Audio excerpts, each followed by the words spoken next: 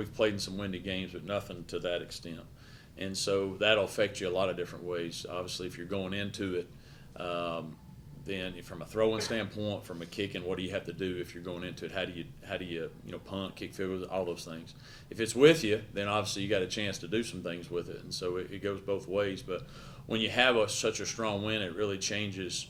Do you take the ball first? Do you try to take the wind? There's a lot of different things that go into it that you have to be prepared for. So we've been talking about the different things that we need to do.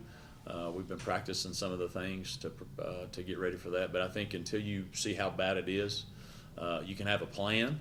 Obviously, you can practice certain things you want to do. Once you see how bad it is, then you're going to have to make your decisions there on the game day. Hey, we're going to have to do this or go to this based off of how strong it ends up being. He's still, hurt. Obviously, hurt his ankle there. He's practicing. He's limited in his practice. We're anticipating him to play. Obviously, what his percentage will be, we don't know that yet. But I know once we get to game time, I'm sure he'll feel great whether he's actually 100% or not. But we are anticipating him to play. Well, I think one, they've got some really good skill guys on the perimeter, but their quarterback is fantastic. He knows where to get the ball. He's accurate with it, and he doesn't panic when things go wrong. He has a good calm about. We obviously played him last year at Buffalo, and so we've seen him up close and personal. So he did well versus last year against Buffalo. So he does a really good job of getting their playmakers the ball, and then he's really instilled a lot of confidence in them. They've got a lot of confidence in what they're doing, and you can just tell it. And it stems from him and the way he's playing. And so they're going to spread us out and test our secondary.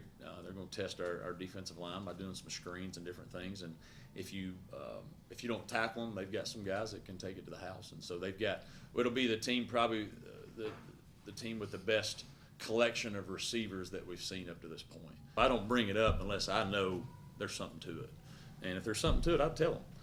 And there's nothing to it. I think because of the 20-plus wins and the success, then that's just a natural thing to do. Well, he's wanting to leave. He's ready to get out. I've been hearing that for, after the 20 season, and I'm still here. I heard it after 21, still here, and we're still rock and rolling at 22. So I think these players know, who I am and what we do and how invested that we are in them.